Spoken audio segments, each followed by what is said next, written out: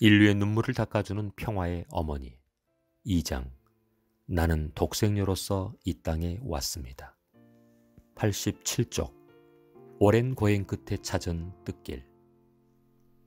대구로 내려온 우리는 성주교의 정석천과 그의 가족을 만났습니다.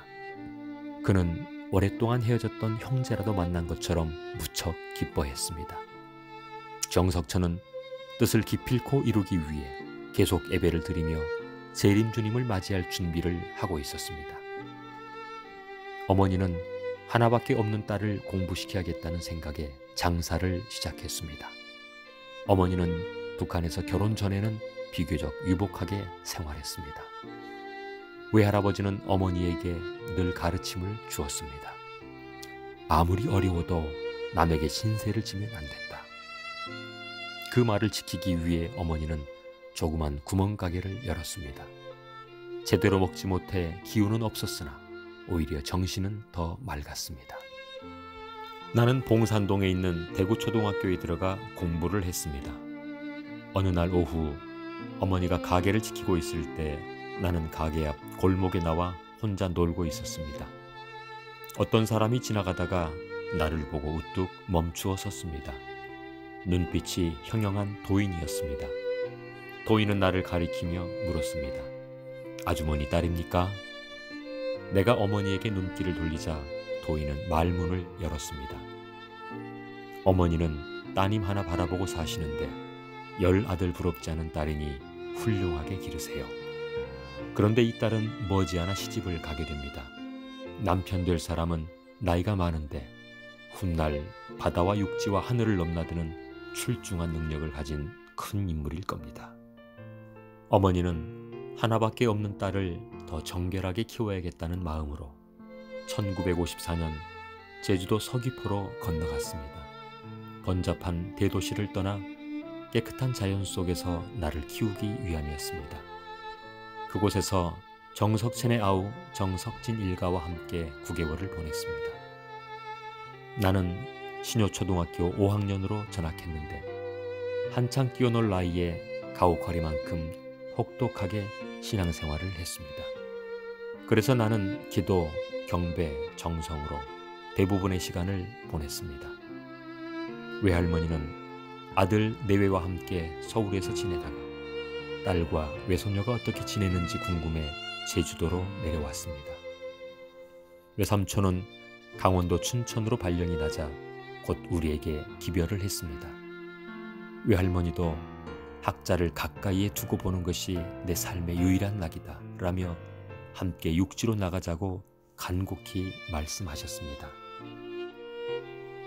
어머니와 나는 제주도를 떠나 외할머니가 사는 약사동 근처에 조그만 방을 얻어 춘천 생활을 시작했습니다.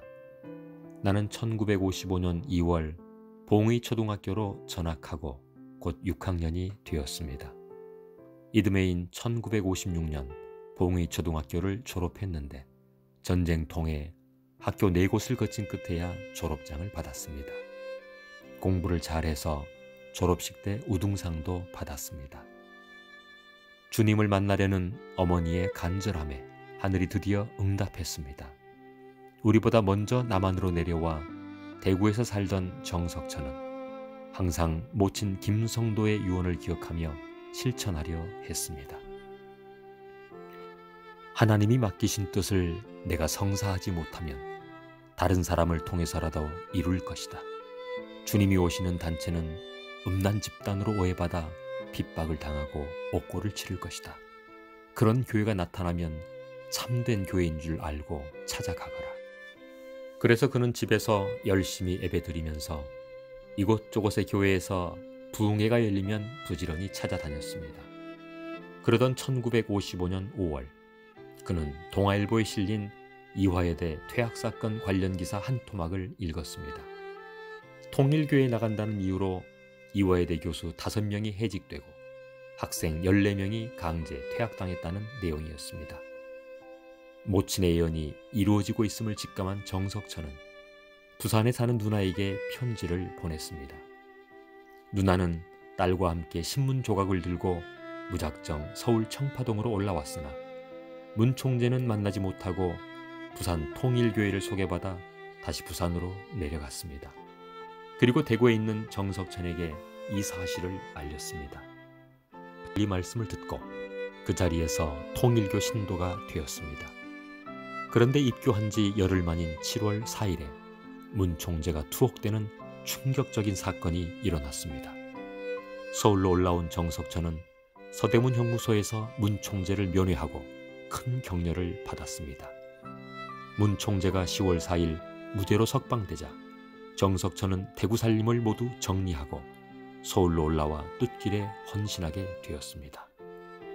문 총재는 출소 후에 대구를 방문했습니다. 그때 춘천으로 이사한 어머니는 하얀 용이 품에 안기는 꿈을 꾸었습니다.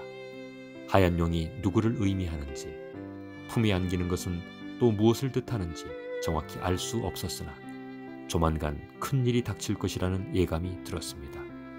마침 정석천이 보낸 편지를 읽고 곧장 대구로 내려갔습니다. 그러나 문 총재는 이미 서울로 올라간 후여서 만나지 못했습니다. 아쉬운 마음으로 대구를 떠나려 할 때 또 꿈을 꾸었습니다. 황금용 한 쌍이 서울을 향해 엎드려 있는 꿈이었습니다. 어머니는 그 꿈을 가슴 깊이 새기고 서울로 올라와 한다름의 청파동 교회를 찾아갔습니다. 그곳에서 처음으로 문 총재를 뵙고 인사를 올렸습니다. 꿈에 나타난 하얀 용이 누구인지 궁금증이 풀렸습니다. 그때가 1955년 겨울 초입이었습니다. 그러나 황금용 한 쌍은 누구인지 그 수수께끼는 풀지 못했습니다. 어머니의 감복과 달리 문 총재는 다른 식구들에게는 다정하게 대하면서도 유독 어머니만은 냉대했습니다. 하루는 문 총재가 예수님의 심정에 대해 설교하면서 이렇게 말했습니다. 옛날 이스라엘 민족은 참 아버지로 오신 예수님을 맞아들이지 못하고 십자가에서 돌아가시게 했어요. 그 죄가 얼마나 큰지 알아요?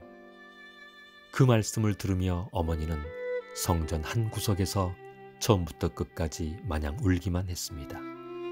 그 이야기를 전해 들은 문 총재는 어머니를 불러 하늘의 소명을 받은 사람은 하늘은 물론 사탄의 시험까지 통과해야 한다며 위로해 주었습니다. 그러자 지금까지 냉대받은 서러움이 어머니 마음속에서 봄눈 녹듯 사라졌습니다. 굳건한 믿음을 갖게 된 어머니는 곧 춘천으로 내려가 개척전도를 시작했습니다.